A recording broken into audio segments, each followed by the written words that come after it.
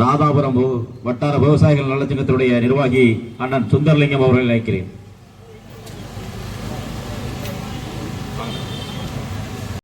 தெரிவித்துக் கொண்டு பேச வாய்ப்பளித்த அனைவருக்கும் பொதுமக்களாகிய உங்கள் அனைவருக்கும் வணக்கத்தை தெரிவித்துக் கொள்கிறேன். நன்றி, வணக்கம். அண்ணன் சுகுணா கணேசன் அவர்கள்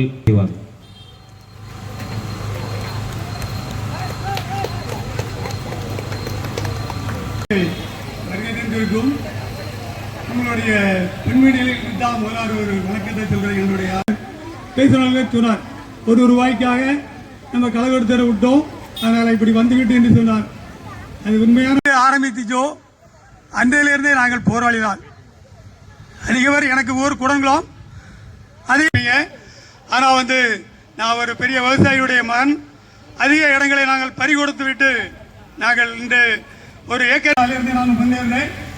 அங்கே இருந்து மெரினார் கடற்கரை என்ற ஒரு கடற்கரை நம்மளுடைய எல்லாரையும் இப்பொழுதாக ஆட்சியாளரை அடக்குமுடிகிற இடம் என்று கூறுகிறோம்.